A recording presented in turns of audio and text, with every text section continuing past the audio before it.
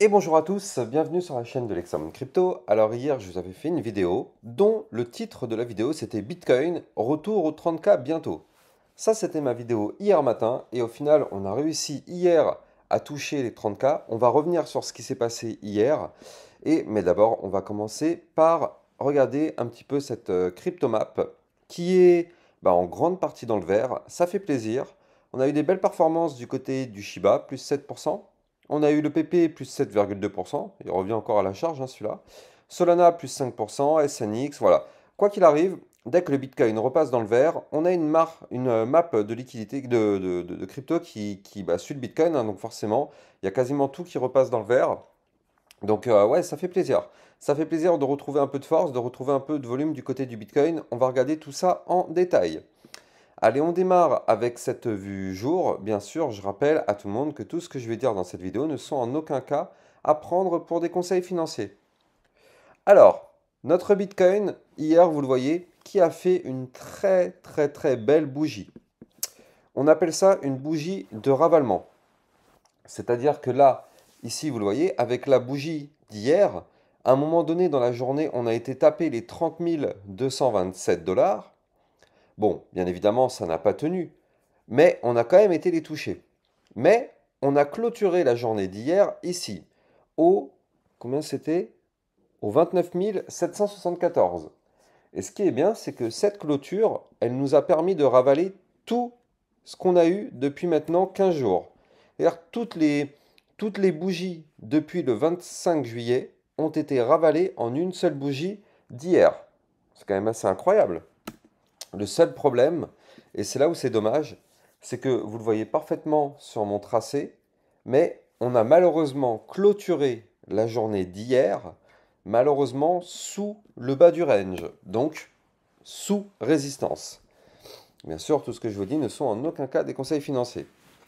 Donc, là, le souci, c'est que on est bloqué. On est bloqué ici, la zone des 29 823 dollars, ça, c'est une zone de résistance. Donc, on a quand même eu quelque chose d'intéressant, c'est-à-dire que hier, enfin avant-hier, on avait eu un rebond ici sur le bas de l'ancien range que vous voyez ici, là, comme ça. Donc, on a eu un rebond sur le bas du range ici pour avoir breaké par la suite l'ancien range par le haut. Donc, il fallait qu'on break ici les 29 378 et là, vous le voyez parfaitement sur ce tracé. C'est bon, c'est breaké, c'est validé. Maintenant, on est à l'attaque de ce nouveau range. Donc l'ancien range qu'on avait formé ici dans cette zone-là, maintenant c'est notre nouvelle target. C'est-à-dire que là, maintenant, si on veut espérer monter, il va nous falloir un break de la résistance du bas de l'ancien range au 29 823 dollars. Voilà. Ça, clair, net, précis. On doit breaker ce niveau-là, et même mieux, j'ai envie de dire, il faut impérativement qu'on break aussi la résistance des 29 883 dollars. C'est-à-dire que là, on a le bas du range, puis juste au-dessus, la résistance. Regardez, je vais zoomer, et là, qu'est-ce qu'on voit? On voit que ici, en fait, on a eu un Bitcoin qui a été rejeté par la résistance des 29 883 dollars.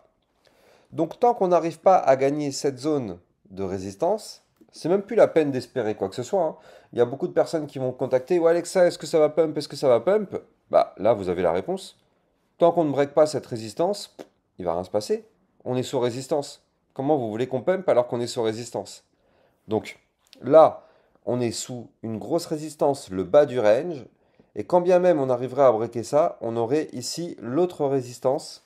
Par contre, si effectivement on arrive à breaker ces deux résistances, bon bah là ça pourra être assez intéressant.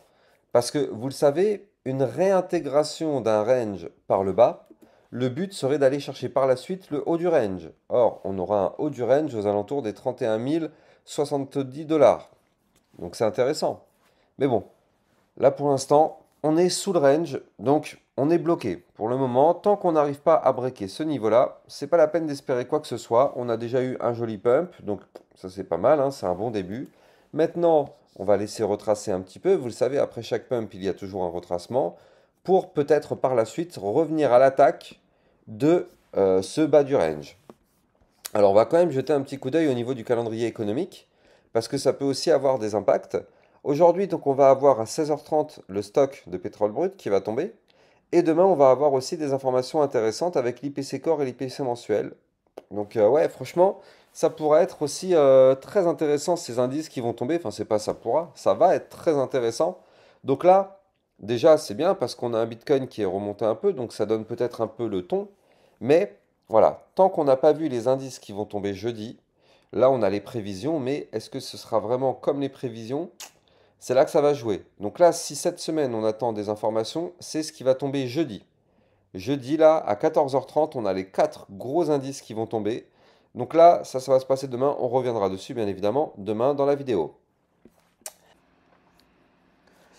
Alors j'en profite pour vous parler d'une plateforme, une plateforme très récente, elle s'appelle Bitstack.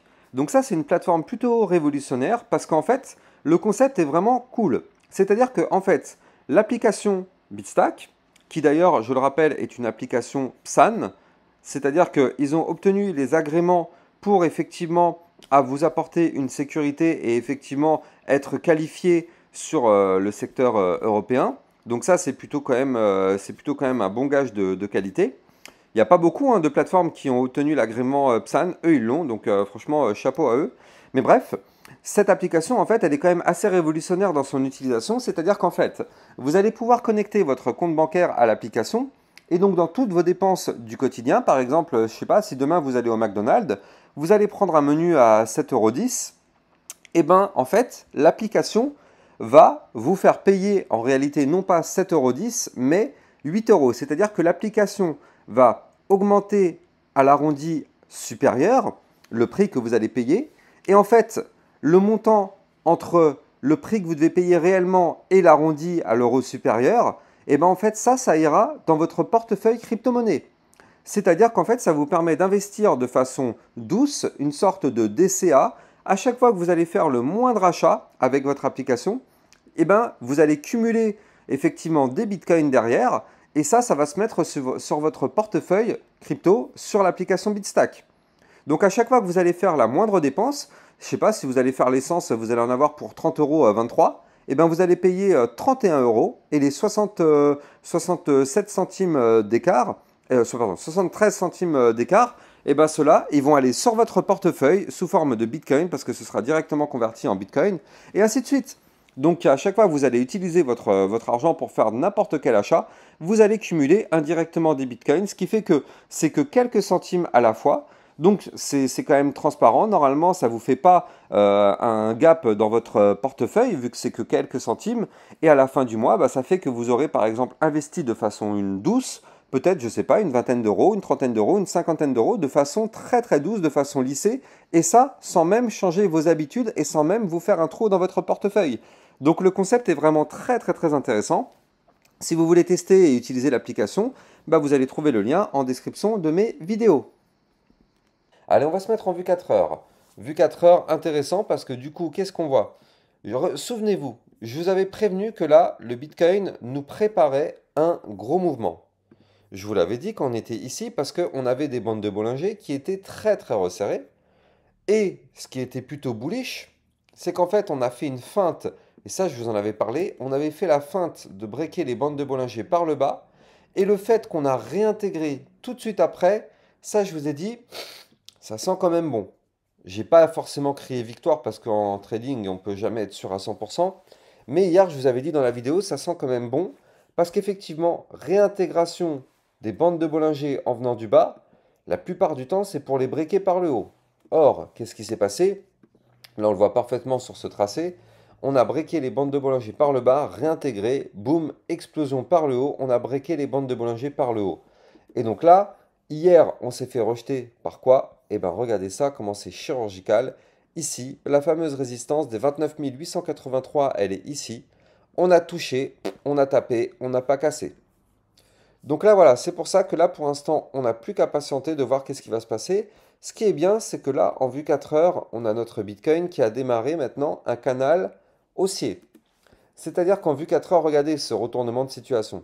Je dézoome un peu, voilà, parfait. Là, on avait depuis longtemps un gros canal descendant, ici vous le voyez là, qui avait démarré aux alentours de juillet 2023. Et ce canal descendant a été breaké par le haut.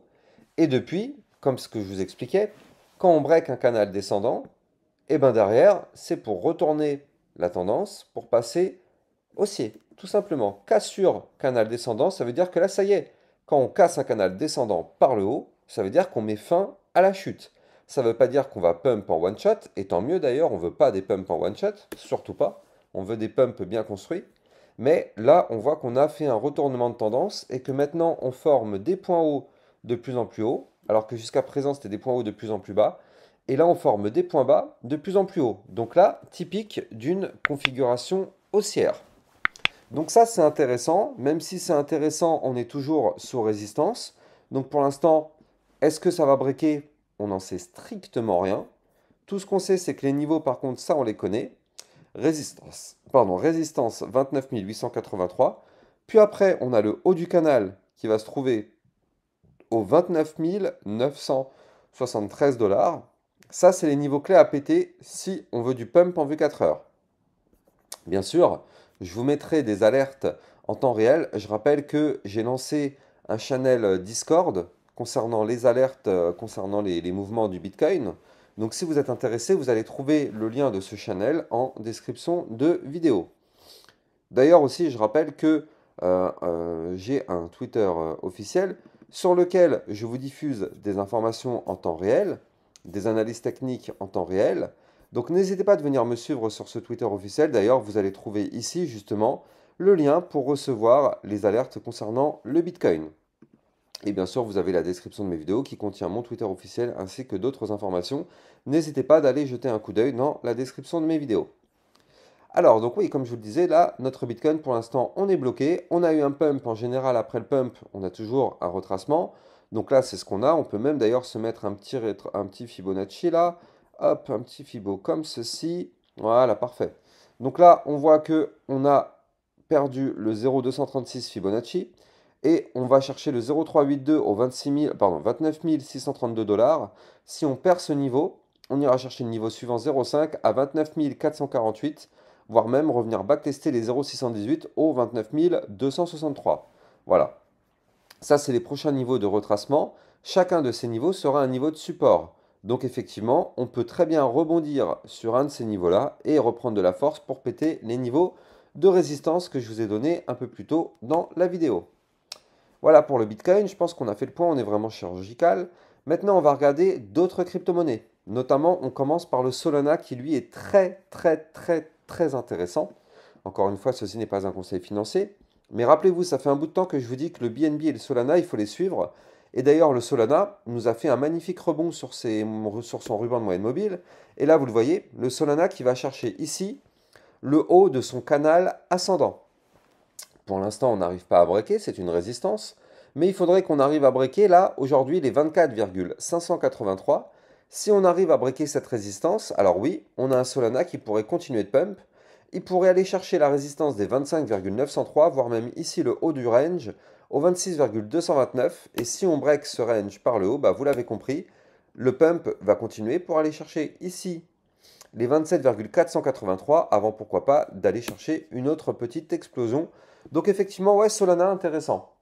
Solana intéressant. Du côté du Matic, Matic c'est plutôt pas mal.